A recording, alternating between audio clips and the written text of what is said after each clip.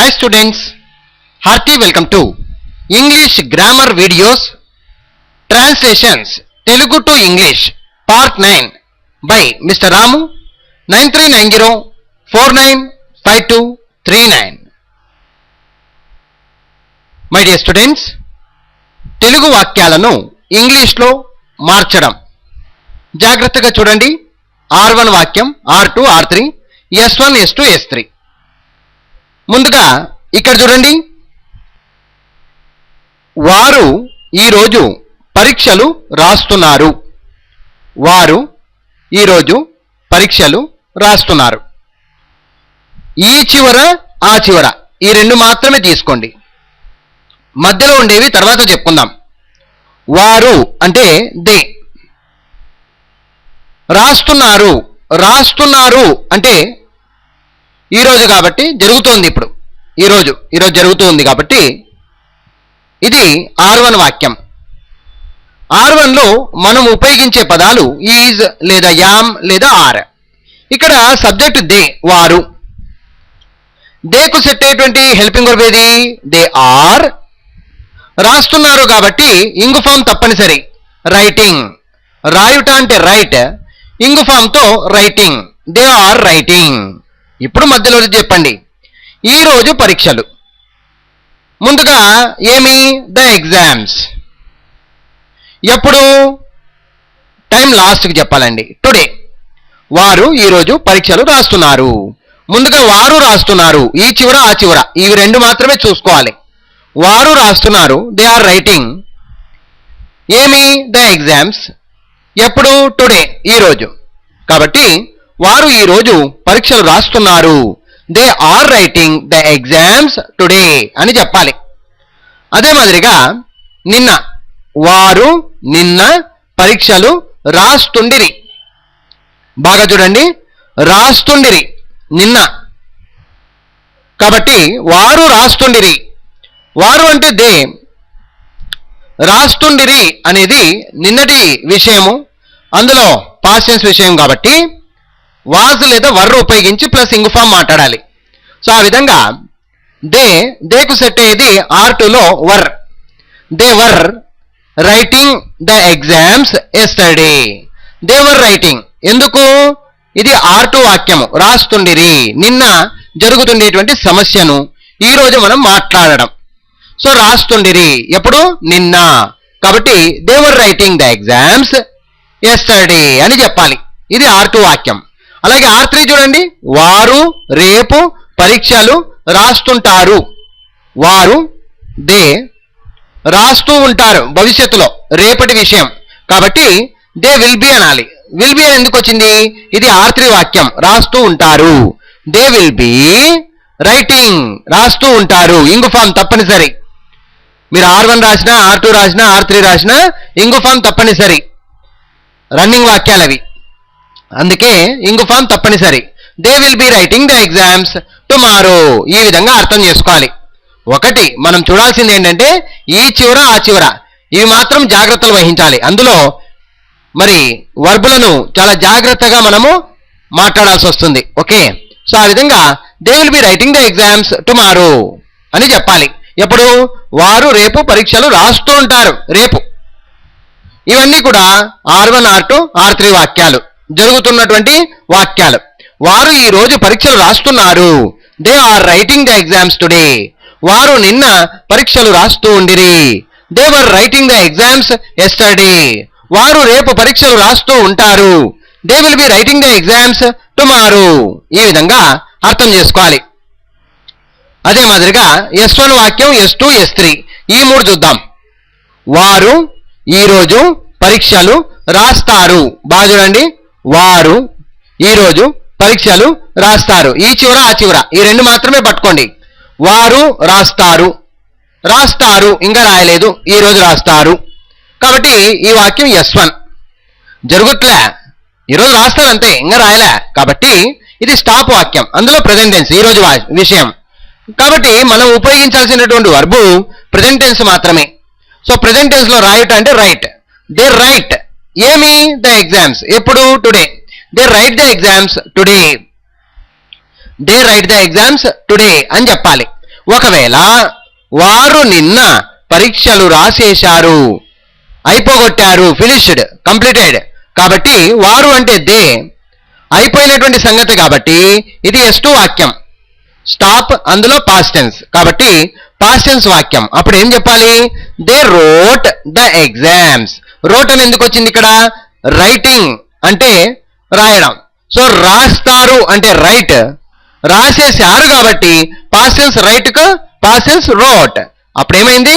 They wrote the exams yesterday. వారు నిన్న పరీక్షలు రాసేశారు అని చెప్పినట్టు. అదే మాదిరిగా వారు రేపు పరీక్షలు రాస్తారు. రేపు రాస్తారు, ఈ రోజు కాదు.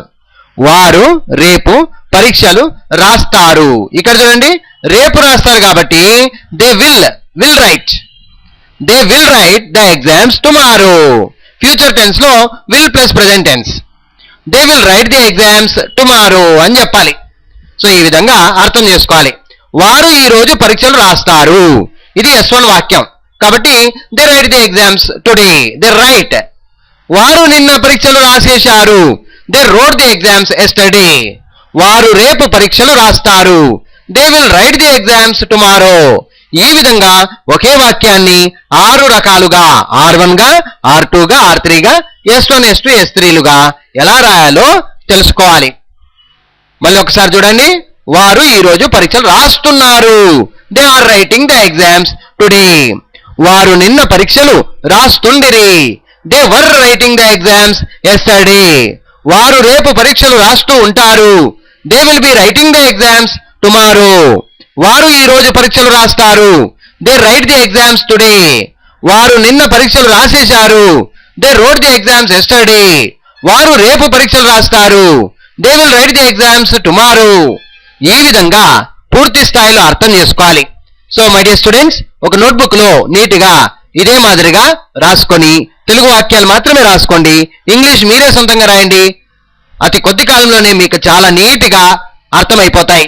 ఎలా మాట్లాడుతున్నాం, ఏ మాటలు ఎలా ఉంటాయి అనేది తెలుగు బాగా అర్థం చేసుకుంటే ఇంగ్లీష్ ఈజీగా చెప్పవచ్చండి. ఇంగ్లీషే ఈజీ, తెలుగే కష్టం.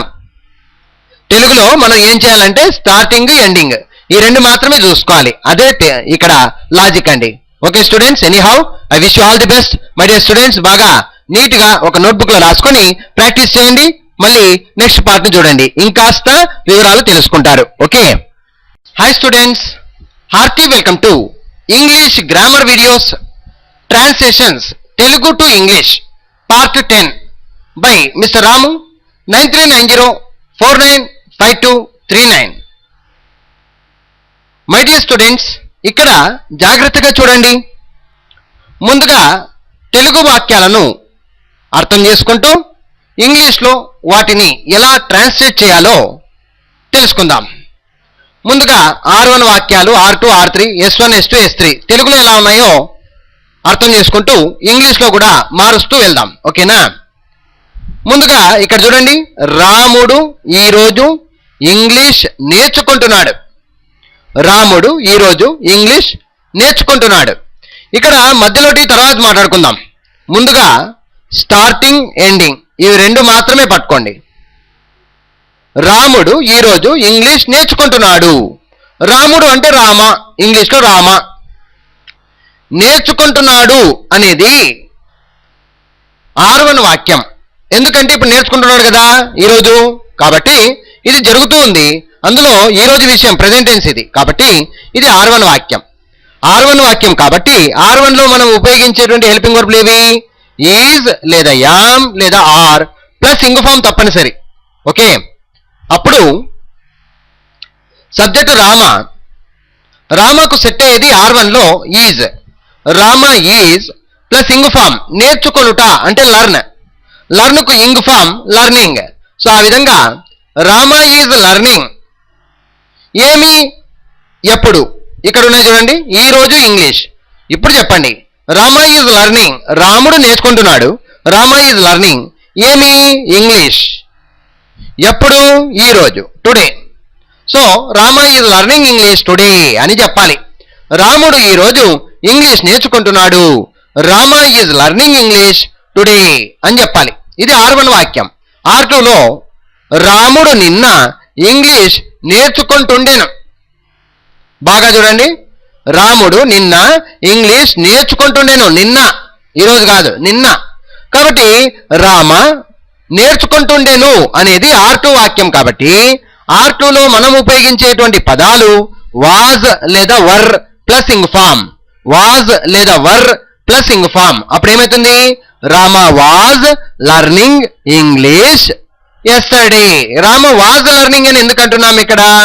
నేర్చుకుంటుండేను నిన్న. కాబట్టి ఇది R2 వాక్యము. అప్పుడు ఏమవుతుందంటే Rama was learning English yesterday, నిన్న. అర్థమైందా? రాముడు నిన్న ఇంగ్లీష్ నేర్చుకుంటుండేను. Rama was learning English yesterday. ఈ విధంగా అర్థం చేసుకోవాలి. అదే మాదిరిగా R3 వాక్యం చూడండి. రాముడు రేపు ఇంగ్లీష్ నేర్చుకుంటుంటాడు భవిష్యత్తులో. నేర్చుకుంటుంటాడు భవిష్యత్తులో, రేపు. కాబట్టి నేర్చుకుంటుంటాడు అనేది R3. భవిష్యత్తులో నేర్చుకుంటుంటాడు, రన్నింగ్ వాక్యం ఇది. కాబట్టి R3లో మనం ఉపయోగించే helping verb will be plus ing form. So ఆ విధంగా రాముడు రేపు ఇంగ్లీష్ నేర్చుకుంటూ ఉంటాడు. Will be learning, will be plus ing form learning. Rama will be learning English ఎప్పుడు? రేపు, టుమారో అని చెప్పాలి. సో ఆ విధంగా రాముడు ఈ రోజు ఇంగ్లీష్ నేర్చుకుంటున్నాడు అన్నప్పుడు Rama is learning English today. రాముడు నిన్న ఇంగ్లీష్ నేర్చుకుంటుండేను. Rama was learning English yesterday. రాముడు రేపు ఇంగ్లీష్ నేర్చుకుంటూ ఉంటాడు. Rama will be learning English tomorrow. ఈ విధంగా అర్థం చేసుకోవాలి. ఓకే స్టూడెంట్స్, అర్థమైందా? ఇదే మాదిరిగా ఇప్పుడు S1, S2, S3 వాక్యాలను చూద్దాం. రాముడు ఈరోజు ఇంగ్లీష్ నేర్చుకుంటాడు. ఇంకా నేర్చుకోలే, ఈరోజు నేర్చుకుంటాడు. నేర్చుకుంటాడు అంతే. కాబట్టి రాముడు ఈరోజు ఇంగ్లీష్ నేర్చుకుంటాడు స్టాప్ వాక్యం ఇది. అందులో ఈరోజు విషయం కాబట్టి ప్రెజెంట్ టెన్స్. కాబట్టి రామ నేర్చుకుంటాడు అంటే లర్న్స్ అనాలి. ఎందుకు? ఇక్కడ రాముడు థర్డ్ పర్సన్ సింగులర్ అండి.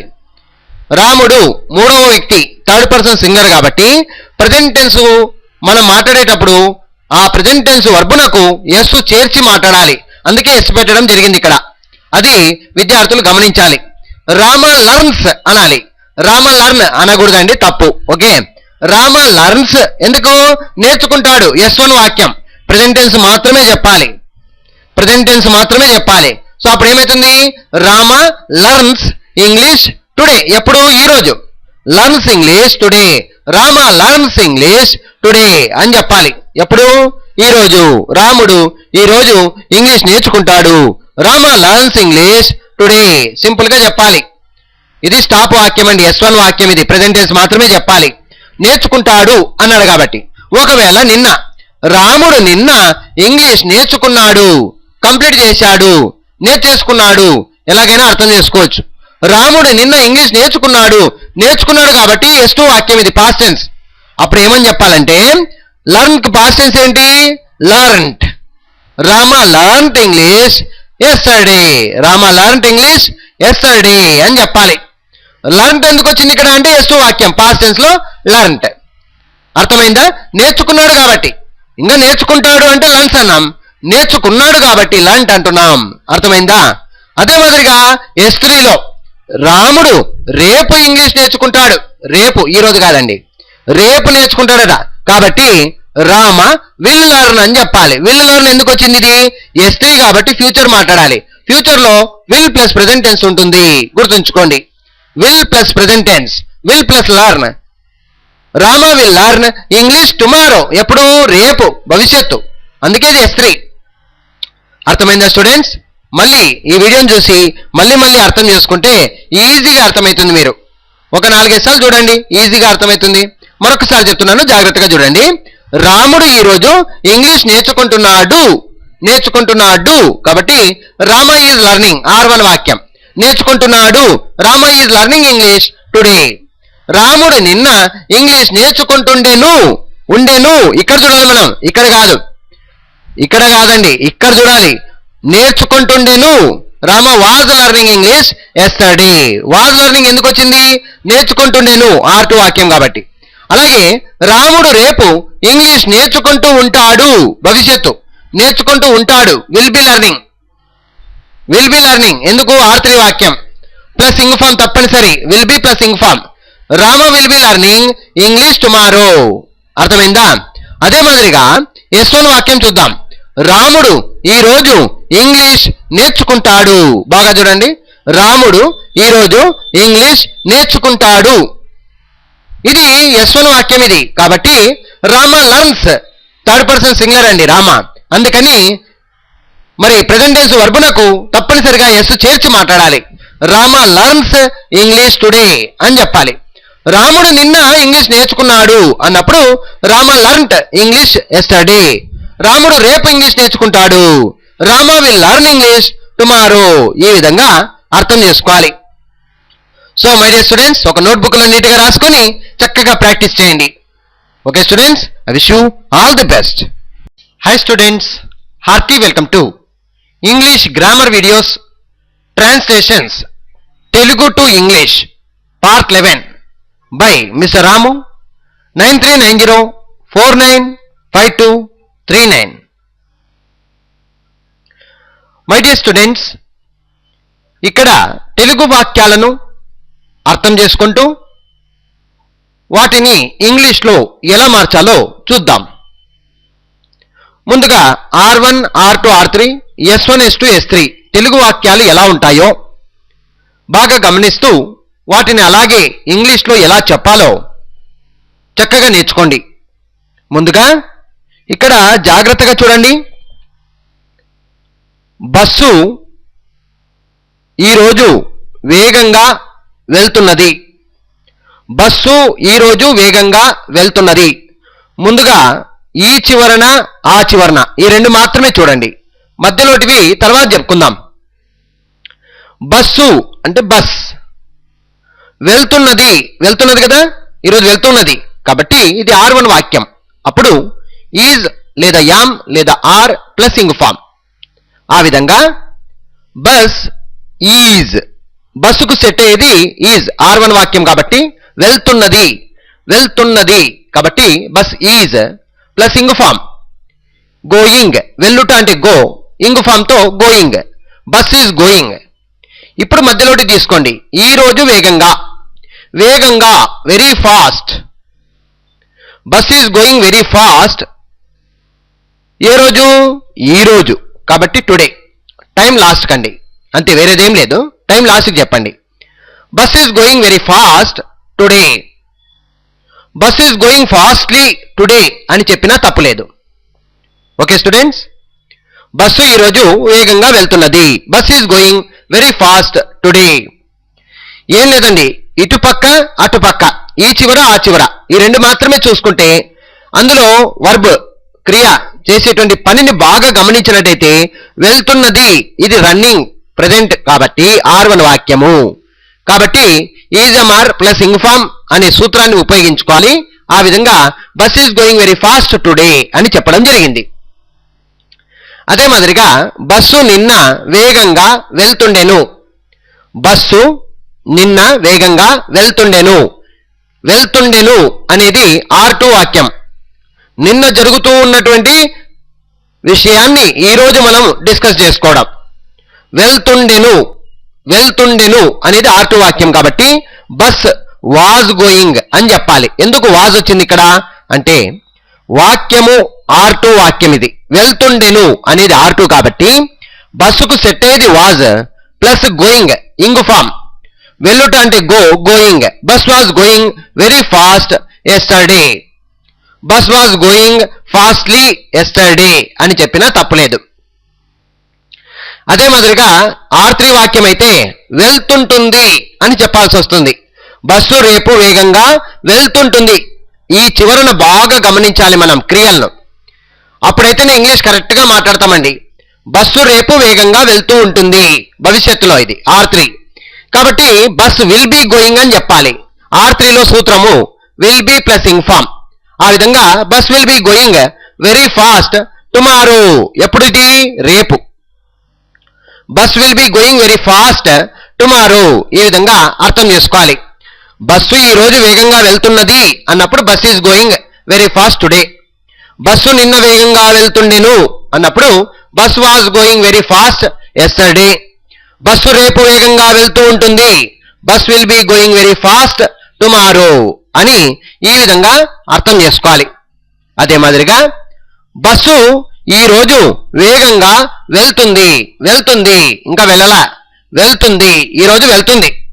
కాబట్టి ఇది S1 వాక్యం.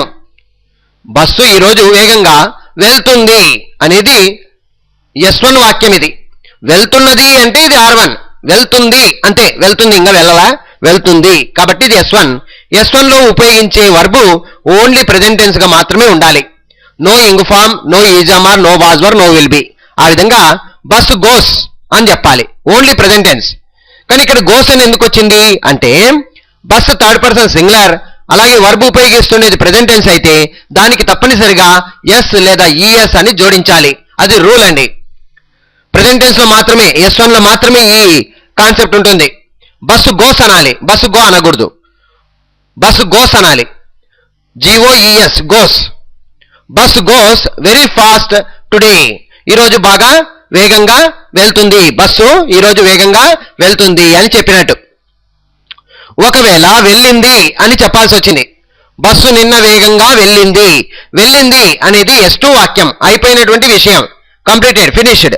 కాబట్టి bus went very fast yesterday, bus went very fast yesterday. Bus vent, vent అంటే పాస్ట్ టెన్స్. S2 వాక్యంలో కేవలం పాస్ట్ టెన్స్ మాత్రమే మాట్లాడాలి. అలాగే బస్సు రేపు వేగంగా వెళ్తుంది, ఈ రోజు కాదు, రేపు వేగంగా వెళ్తుంది. కాబట్టి ఇది S3 వాక్యము. కాబట్టి ఫ్యూచర్ మాత్రమే మాట్లాడాలి. Bus will go very fast tomorrow, bus will go very fast tomorrow. ఈ విధంగా అర్థం చేసుకోవాలి. బస్సు ఈరోజు వేగంగా వెళ్తున్నది అన్నప్పుడు bus is going very fast today. Bus నిన్న వేగంగా వెళ్తుండెను, bus was going very fast yesterday. Bus రేపు వేగంగా వెళ్తూ ఉంటుంది, bus will be going very fast tomorrow. ఇది R1, R2, R3 వాక్యాలు. S1, S2, S3 వాక్యాలు ఎలా ఉంటాయి చూడండి. బస్సు ఈ రోజు వేగంగా వెళ్తుంది, bus goes very fast today. Bus నిన్న వేగంగా వెళ్ళింది, bus went very fast yesterday. Bus రేపు వేగంగా వెళ్తుంది, bus will go very fast tomorrow. ఈ విధంగా అర్థం చేసుకొని మీరు చక్కగా ఒక నోట్బుక్లో రాసుకొని, తెలుగు మాత్రమే రాసుకొని ఇదే మాదిరిగా ట్రాన్స్లేషన్ చేయడం నేర్చుకోవాలి. వెళ్తున్నది అంటే ఈజ్ గోయింగ్, వెళ్తుండేను అంటే వాజ్ గోయింగ్, వెళ్తుంటుంది అంటే విల్ బి గోయింగ్, వెళ్తుంది అంటే గోస్, వెళ్ళింది అంటే వెంట్, రేపు వెళ్తుంది అంటే విల్ గో. ఈ విధంగా అర్థం చేసుకోవాలి. Okay students, anyhow I wish you all the best. ఒక నోట్బుక్లో నీట్గా రాసుకొని చక్కగా ప్రాక్టీస్ చేయండి. Hi students, hearty welcome to English grammar videos translations Telugu to English part 12 by mister Ramu 9390495239. My dear students, ముందుగా తెలుగు వాక్యాలను బాగా అర్థం చేసుకుంటూ వాటిని ఇంగ్లీష్లో ఎలా ట్రాన్స్లేట్ చేయాలో చూద్దాం. ఓకే, ముందుగా తెలుగులో R1, R2, R3, S1, S2, S3 వీటిని బాగా అర్థం చేసుకోవాలి. ఇక్కడ జాగ్రత్తగా చూడండి. కవిత ఈరోజు గుడిలో పూజ చేస్తున్నది. కవిత ఈరోజు గుడిలో పూజ చేస్తున్నది. ముందుగా ఈ చివర ఆ చివర ఈ రెండు మాత్రమే పట్టుకోండి, మధ్యలో ఉండేవి తర్వాత చెప్పుకుందాం. కవిత పూజ చేస్తూ ఉన్నది. కవిత అంటే కవిత, పూజ చేస్తున్నది కాబట్టి ఇది R1, జరుగుతుంది అక్కడ. కాబట్టి పూజ చేస్తూ ఉన్నది అనేది R1 కాబట్టి ఈజ్ లేదా యామ్ లేదా ఆర్ ప్లస్ ఇంగ్ ఫామ్. అప్పుడు కవిత, కవితకు సెట్ అయ్యేది ఈజ్. కవిత ఈజ్ పూజ చేయుట అంటే ప్రే, దానికి ఇంగ్ ఫామ్ తప్పనిసరి అండి, ప్రేయింగ్. Kavitha is praying. ఇప్పుడు మధ్యలోటి చెప్పండి. ఈ రోజు గుడిలో, ముందుగా గుడిలో ఇన్ ద టెంపుల్, టైం ఈ రోజు today. Kavitha is praying in the temple today అని చెప్పాలి. Kavitha is praying in the temple today. Kavitha ఈరోజు గుడిలో పూజ చేస్తూ ఉన్నది. Kavitha is praying in the temple today. అదే నిన్న అయితే కవిత నిన్న గుడిలో పూజ చేస్తుండెను. నిన్న గుడిలో పూజ చేస్తుండెను. చేస్తుండెను. కాబట్టి ఇది R2 వాక్యం, నిన్న జరుగుతూ ఉన్నటువంటి విషయం. కాబట్టి R2లో మనం ఉపయోగించాల్సినటువంటి పదాలు వాజ్ లేదా వర్ ప్లస్ ఇంగ్ ఫామ్. అప్పుడు ఏమైతుంది? Kavitha was praying. ఈ రోజు గుడిలో పూజ చేస్తూ ఉన్నది అంటే కవిత ఈజ్ ప్రేయింగ్ అని చెప్పాం. నిన్న గుడిలో పూజ చేస్తుండెను అన్నప్పుడు Kavitha was praying in the temple yesterday అని చెప్పాలి. అలాగే రేపు, కవిత రేపు గుడిలో పూజ చేస్తూ ఉంటుంది భవిష్యత్తులో. అప్పుడు R3 వాక్యము కాబట్టి మనం will be plus ing form ఉపయోగించాలి. Kavitha will be praying in the temple tomorrow. ఇది కామన్, గుడిలో రేపు, ఇన్ ద టెంపుల్ టుమారో. అయితే మనం జాగ్రత్త వహించాల్సింది ఎక్కడా? లాస్ట్లో, చివరన. ఈ చివర ఆ చివర ఈ రెండు మాత్రం కరెక్ట్గా వచ్చేస్తే మధ్యలోటి ఎలాగైనా చెప్పుకుంటూ వెళ్ళిపోవచ్చు. కవిత ఈ రోజు గుడిలో పూజ చేస్తూ ఉన్నది. Kavitha is praying in the temple today. ఎందుకు? పూజ చేస్తూ ఉన్నది. కవిత నిన్న గుడిలో పూజ చేస్తుండెను. Kavitha was praying in the temple yesterday. Kavitha రేపు గుడిలో పూజ చేస్తూ ఉంటుంది. Kavitha will be praying in the temple tomorrow. ఈ విధంగా అర్థం చేసుకోవాలి. ఇకపోతే S1, S2, S3 ఇవి ఎలా ఉంటాయి చూడండి ఒకసారి. కవిత ఈ రోజు గుడిలో పూజ చేస్తుంది, ఇంకా చేస్తుంది. కాబట్టి కవిత ప్రేస్, కవిత ప్రేస్ ఎక్కడ? గుడిలో, ఇన్ ద టెంపుల్. ఎప్పుడు? టుడే, ఈ రోజు. ఇక్కడ ప్రేస్ అని ఎందుకన్నాం అంటే పూజ చేస్తుంది అనేది S1 వాక్యం, స్టాప్ వాక్యం, అది ప్రెజెంట్ టెన్స్. పూజ చేస్తుంది, ఇంకా చేయలే, ఈరోజు చేస్తుంది. కాబట్టి కవిత ప్రేస్, ప్రేస్ అనాలండి, ప్రే అనకూడదు. ఇక్కడ థర్డ్ పర్సన్ సింగులర్ సబ్జెక్ట్. ఎవరు? కవిత. కవిత మూడవ వ్యక్తి, థర్డ్ పర్సన్, అందులో సింగులర్ ఏకవచనం. కాబట్టి కంపల్సరీ, తప్పనిసరిగా మనము ప్రేస్ అని చెప్పాలి. ఎస్ చేర్చి మాట్లాడాలి. ప్రెజెంట్ టెన్స్ వర్బునకు ఎస్ చేర్చి మాట్లాడాలి. ఎవరికి? థర్డ్ పర్సన్ సింగులర్ సబ్జెక్ట్ గా వచ్చినప్పుడు.